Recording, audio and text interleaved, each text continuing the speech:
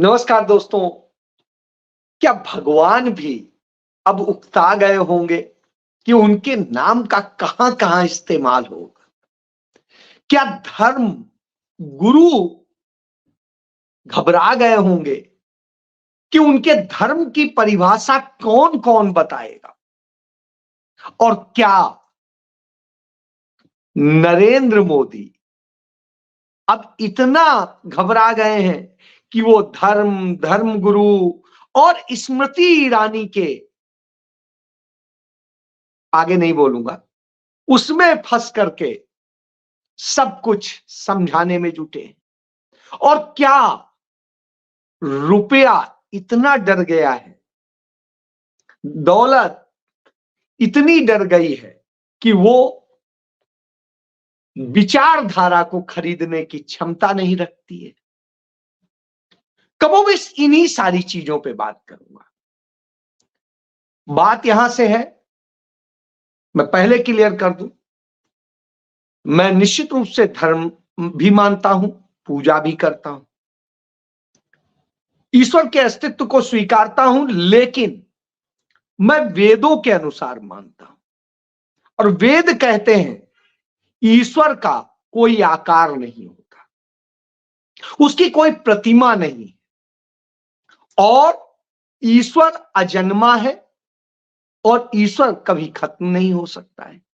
यानी ईश्वर हर जगह है, अपनी सांसों में है, अपने दिल में है, आपके भाई के पास है, आपकी बहन के पास है, आपकी पत्नी के पास है, आपकी बेटी के पास है, आपके माता पिता जो भी कोई है, वो बाथरूम में भी है, वो किचन में भी है, वो बेडरूम में भी है, और वो घर के बाहर भी है। तो ईश्वर सब जगह है। जब ईश्वर सब जगह है तो चंद जगहों पर हम उसे क्यों तलाश करते हैं? जब हम धर्म की बात करते हैं तो इसलिए मैं इस तरह के धर्म को मानता हूं। बहरहाल, और मेरा धर्म कहता है कि हर व्यक्ति, चाहे वो हिंदू हो, मुस्लिम हो, सिख हो, ईसाई हो, या किसी भी जाति का हो, हर जाति का, वो मेरे लिए उतना ही आदरणीय है। मैं हर किसी में भगवान देखता हूं। मैं आप में भी भगवान देखता हूं, मैं मोदी में भी भगवान देखता हूं, मैं राहुल गांधी में भी भगवान देखता हूं। मैं गांधी को भगवान मानता हूं, मैं पंडित जवाहरलाल नेहरू को भगवान मानता हूं, मैं इंदिरा जी को भगवान मानता हूं, मैं अटल बिहारी वाजपेयी को भी भगवान मानता हूं। तो भगवान कौन नहीं, जिसके अंदर ईश्वर का अंश नहीं होगा, क्या वो जीवित रहेगा? शायद नहीं।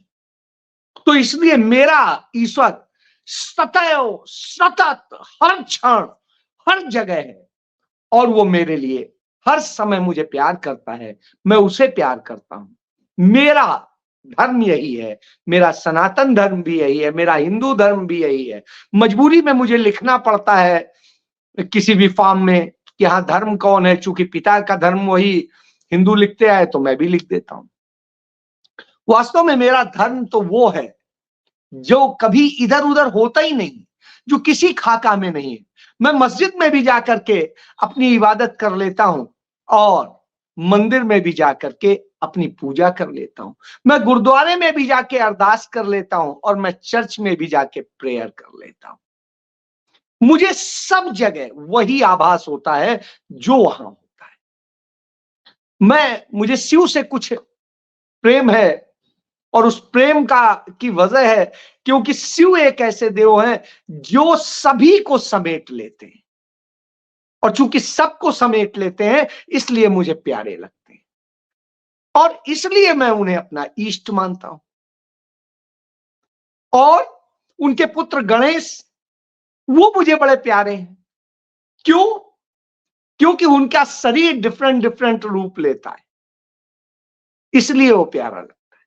उसमें हाथी भी है, उसमें मनुष्य भी है, उसमें एक मोटा सा व्यक्ति भी है, और मजबूत हाथों वाले वो भी है। लिखने की क्षमता है, विद्वत्ता है, तो इस आधार पर मैं उन्हें प्रणाम करता हूं। बहरहाल, तो मैंने तो ये बताया, ये डिस्क्लेमर था मेरा। अब आता हूं मैं क्यों कह रहा हूं।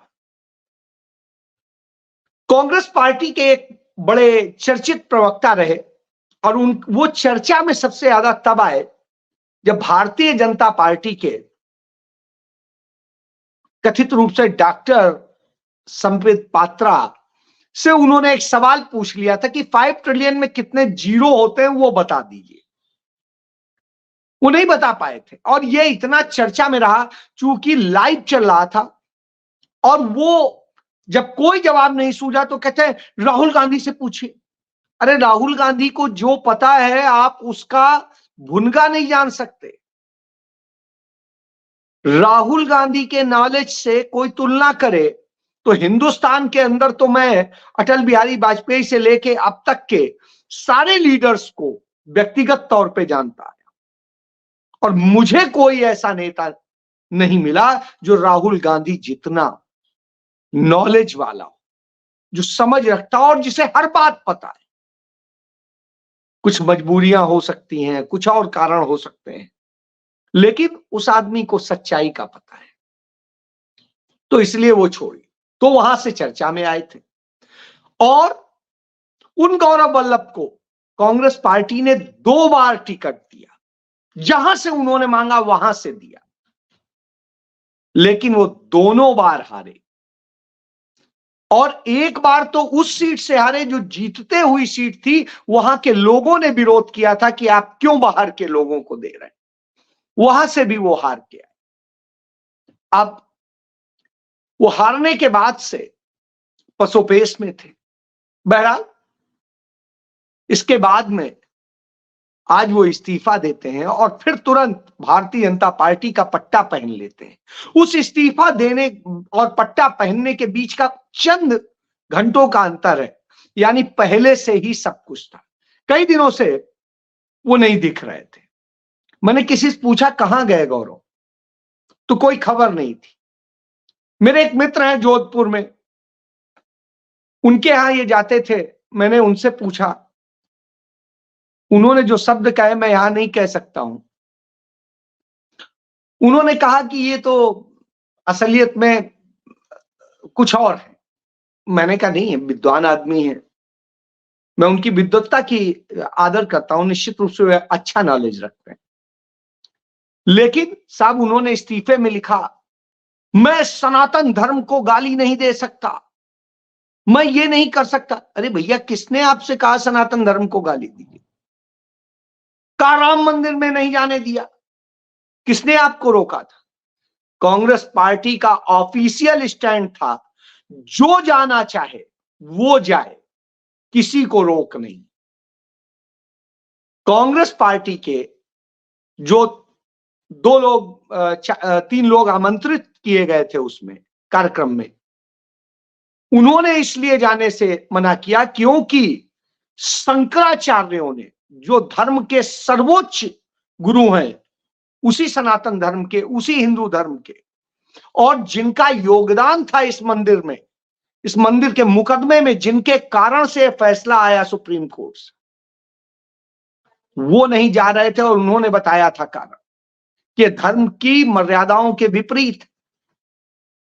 राम से बैर नहीं है, सिर्फ बैर है इस बात से कि उसे पॉलिटिकल स्टंट बनाया जाए, उसे एक पार्टी का कार्यक्रम बनाया जाए, वो आरएसएस और संघ का कार्यक्रम बनाया जाए। तो उसमें हम क्यों जाए? हम आपकी इच्छा अनुसार दर्शन करेंगे, आपकी इच्छा अनुसार पूजा करेंगे।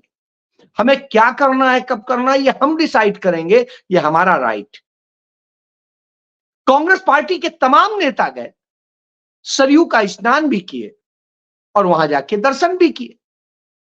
एक नहीं, सैकड़ों सैकड़ों नेता गए, बहुत सारे, किसी को नहीं रोका गया था। तो जब किसी को रोका नहीं गया था तो आप यह कैसे कह सकते हैं? लेकिन साहब, राम का नाम लेकर के झूठ और धर्म का नाम लेके, सनातन का नाम लेकर के, सनातन पर झूठ बोल करके, तो मुझे लगता नहीं ये सनातन धर्म में कहीं लिखा है कि झूठ बोलेंगे आप अपने फायदे के लिए।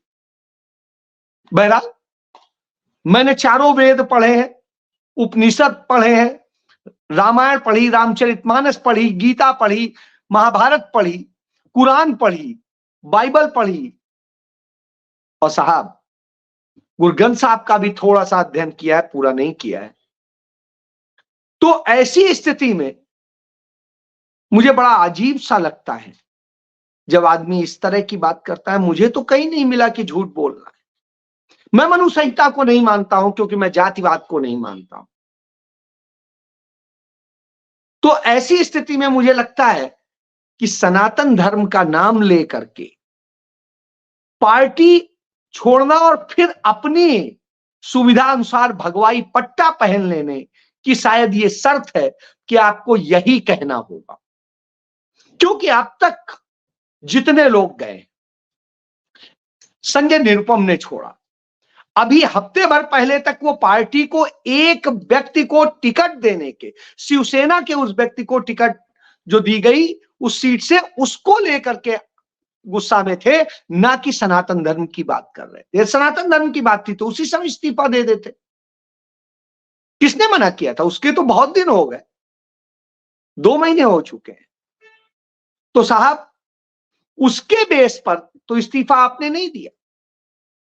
अब आप जब करते हैं, छोड़ते हैं, तो उसे सनातन धर्म से जोड़ते हैं। और ये वही संजय निरुपम है जिनको शिवसेना ने राजनीति सिखाई। कांग्रेस में रहे, सांसद रहे, राज्यसभा सदस्य रहे और सब कुछ मिला, प्रदेश अध्यक्ष को बनाया मुंबई कांग्रेस का। जब इतना सब कुछ दिया हो उसके बाद क्या कह के छोड़ते हैं? सनातन का। चलिए, ये भी सनातन अब समझाने लगे हैं, धर्म समझा रहे हैं। पता नहीं कितना धर्म पता है। इसी तरीके से आपको याद होगा जब राज्यसभा चुनाव के दौरान हिमाचल में गद्दारी करने वाले 6 एमएलएज ने उस समय कभी नहीं बात की थी। उस समय था कि बायरी को आप खड़ा कर रहे हैं इसलिए हम नहीं देंगे। फिर कोई और बहाना बताया, भाजपा के पाले में जाकर खड़े हो गए और बाद में जब वो निकाल दिए गए पार्टी से, मुकदमा लेके गए कोर्ट में, उस पर भी बात नहीं बनी। तब आकर के कहते हैं धर्म के नाम पे, सनातन के कारण से। अब आप समझिए वो भी सनातन एक मिल गए। इसके अलावा गुजरात में कुछ लोगों ने छोड़ा, वो भी सनातन के नाम पे। ऐसे ही कुछ और नेता हैं, किस किस का नाम लूंगा मैं, तो वो छोड़ने के बाद में सनातन के नाम पे बोलते हैं। साहब ये आता है, आप सनातन के क्या सबसे बड़े गुरु हैं? जब शंकराचार्य वहां नहीं गए क्योंकि उन्होंने तक कह दिया ये भारतीय जनता पार्टी का कार्यक्रम है, तो आप कौन सा समझा रहे? तो साहब यह नरेंद्र मोदी और भारतीय जनता पार्टी की स्थिति, इतने कंगाल हो चुके हैं कि आज उन्हें इसका सहारा लेना पड़ रहा है। और नरेंद्र मोदी और भारतीय जनता पार्टी की स्थिति क्या है? एक जो है कलाकार है प्रकाश राज, और बड़ा मुखर होते हैं लोकतंत्र को लेकर के और संविधान को लेकर के, तमाम चीजों को लेकर, देश को लेकर के, देश में होते तमाम मुद्दों को लेकर के बहुत मुखर रहते हैं और सच बोलते हैं। उनके ऊपर बड़े दिनों से भारतीय जनता पार्टी डोरे डाल रही थी और लगातार डोरे डाल रही थी, तमाम लालच दिए जा रहे थे। और उसके बाद में एक ट्वीट कर दिया गया कि वो इतने तारीख को इतने बजे भाजपा ज्वाइन करें। उन्होंने इसका जवाब दिया कि अभी भारतीय जनता पार्टी के पास इतना पैसा नहीं है कि वो प्रकाश राज को खरीद सके। और ब्रैकेट में उन्होंने लिख दिया आइडियोलॉजी। और आइडियोलॉजी, विचारधारा इतनी नहीं है कि वो उनके साथ चले जाए। तो बड़ी साफ बात है कि इस तरह की जब आप हरकतें करते हैं, झूठ बोलते हैं, तो इसी तरह के जवाब मिलते हैं। अब नरेंद्र मोदी की घबराहट है कि उन्होंने ईडी और तमाम सारे उन पर कार्रवाई की, लेकिन वो डरे नहीं। तो साहब इस तरह से किया जाता है। इसी तरीके से कुछ और लोगों पर प्रयास किए जा रहे हैं। मैं हाल ही के दिनों में कांग्रेस के एक बड़े नेता से मिला था। उन्होंने मुझे कहा था कि बहुत सारे लोग अभी और जाएंगे, और उनके पास शायद इसकी लिस्ट भी है। उन्हें भी पता है कि कहां कहां क्या क्या होता है। शायद भारतीय जनता पार्टी भूल जाती है कि कांग्रेस पार्टी के कार्यालय के जस्ट सामने इस देश का इंटेलिजेंस का ब्यूरो का मुख्यालय है। तो यदि आपके पास सूचनाएं होती हैं इनकी जासूसी करने के लिए, सामने बैठ के करते हैं, तो वहां से भी बहुत कुछ पास होता है। तो एक तो ये चीज है। चलिए, इन सारी चीजों के बाद में मैं एक चीज पे आता हूं कि ये खेल सिर्फ हिंदुस्तान से नहीं हो रहा है, ये खेल कहीं और बैठ के हो रहा है, देश के बाहर से ऑपरेट हो रहा है। वो शक्तियां हैं जिन्होंने इस देश की सरकार को अपना नौकर बना रखा है, गुलाम बना रखा है, और वो खेल करते हैं और उनके खेल चल रहे हैं, और इन्हीं खेल का नतीजा है अमेठी की सांसद जो राहुल, निश्चित रूप से राहुल गांधी को उन्होंने हराया था। कैसे हराया था इस पर मैं नहीं जाऊंगा, क्योंकि बड़ा सारा उसमें मसले हैं, लेकिन चलिए, हराया था। वो आज तमाम लाओ लश्कर लेकर के और खरीदे हुए लोग लेकर के एक रोड शो निकालती हैं अपने प्रत्याशी के साथ समर्थन में, और भाजपा उन्हें भेजती है क्योंकि नरेंद्र मोदी की सबसे चहेती है। राहुल गांधी के लिए उन्होंने जिस तरह से बोलती हैं, गांधी परिवार के लिए बोलती हैं, यही उनका सबसे बड़ी काबिलियत है, इसके अलावा तो है नहीं। क्योंकि पहले अपने आप को ग्रेजुएट बताती थी, पहली दुनिया में ऐसी महिला होंगी जो ग्रेजुएट से इंटर पास हो जाती। तो आप इससे समझ सकते हैं, जो 13 रुपए किलो चीनी बिकवाती थी, और चीनी का दाम क्या है ये आप खुद जानते हैं। इसी तरीके से वो सिलेंडर लेकर के बैठ जाया करती थी, और साहब सिलेंडर जब 400 रुपए का था, आज कितने का सिलेंडर बिकवाती हैं वो तो मोदी जी बता ही सकते हैं। तो वो उसी तरह का एक सिलेंडर लेके पहुंच जाती हैं। सिलेंडर मतलब ये वाला सिलेंडर नहीं, वो खुद ही सिलेंडर हो चुकी। तो वो ले करके लाओ लश्कर के साथ में वहां पर निकालती हैं, और वहां पर जब वो रोड शो करती हैं तो तुलना करना चाहती हैं कि राहुल गांधी के रोड शो से। इसीलिए आज निकाला गया, क्योंकि कल वहां पर राहुल गांधी ने अपना नामांकन किया, लेकिन राहुल गांधी के साथ जो लोग आए थे वो वहां के लोग थे, वो उनके लिए जान देने को तैयार थे, और इनके लिए पूरे आसपास के राज्यों से, कर्नाटक से और वहां से सब जगह से जुटा करके किया गया था, यह दिखाने के लिए। मैं बड़े दावे से कहता हूं, जमानत जब्त कराएंगे, और साहब इस चुनाव के बाद में हम भी आपसे बात करेंगे। तो यह स्थिति है। इन्हीं के कारण भाजपा का जो एक खेल चल रहा है, उसी खेल के कारण सीपीआई ने अपना एक बड़ी लीडर को, एनी को वहां से उतारा है। और जिस तरीके से उतारा है वो इसलिए उतारा है कि राहुल गांधी के, और फिर वो राहुल गांधी से कहते हैं वो वहां से ना लड़े। मतलब हर कोई कि यहां कांग्रेस ना लड़े, यहां से ये हो जाए, वहां से वो हो जाए, लेकिन क्यों ना लड़े? 6.5 लाख वोट से वहां की जनता ने राहुल गांधी को प्यार दिया था, जिताया था, और उसके साथ धोखा करे? उसने साथ दिया, बुरे वक्त में दिया, क्यों छोड़ रहे?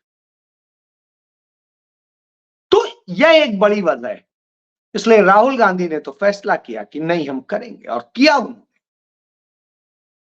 डॉक्टर रेणु राज जो वहां की डीएम है, उनके सामने उन्होंने नामांकन दाखिल किया, और वो आगे बढ़ गए, वहां की जनता से मिले और जगह कर रहे हैं जो उन्हें काम करना है, जो जिम्मेदारी पार्टी सौंप रही है वो कर रहे हैं। लेकिन उनकी उपस्थिति मात्र से भाजपा घबराती है। राहुल गांधी महिलाओं पर हमला नहीं बोलते हैं, उनके बारे में कभी कुछ नहीं कहते हैं, इसीलिए वो स्मृति ईरानी पर भी कुछ नहीं कहते। स्मृति ईरानी की समस्या यही है कि राहुल गांधी उनको कुछ कहते क्यों नहीं, उन्हें तवज्जो क्यों नहीं देते, इसलिए वो पागल रहती हैं। संसद से लेके क्षेत्र तक, क्षेत्र से लेके कहीं पर भी राहुल गांधी उनका जिक्र ही नहीं करते। यह समस्या है स्मृति ईरानी। इसलिए इस तरह से खेल होता है। जैसे आपको याद होगा कि जब महाभारत हो रही थी तो कैसे एक शिखंडी को खड़ा कर दिया गया था गुरु भीष्म पितामह के सामने, और उसके बाद में उन्होंने हथियार रख दिए, क्योंकि उन्होंने कहा था कि हम इन पर हथियार नहीं उठाते हैं, और ऐसे में छल करके उन्हें मार दिया गया। कमोबेश यही स्थिति की जाती है राहुल गांधी के साथ। लेकिन अब राहुल गांधी के साथ छल करने वालों को जवाब इस देश की जनता दे रही, क्योंकि ये चुनाव राहुल गांधी या कांग्रेस नहीं लड़ रही, ये जनता लड़ रही, और जनता जवाब देगी और भारी भरकम इसी ईवीएम से देगी और चिताग दिखाएगी। क्योंकि ईवीएम आज हटाई नहीं जा सकती, क्योंकि जो सरकार है उसको वो प्यारी है। ऐसी स्थिति में इस देश की जनता जवाब देने को तैयार है। यही नरेंद्र मोदी का डर है। इसी डर के कारण वो राहुल गांधी के नाम से डरते हैं। राहुल गांधी का आज नाम उन्हें कपकपाने लगता है, इसीलिए अपने सारे तीर खोल देते हैं और शिखंडी भी खड़े कर देते हैं। जय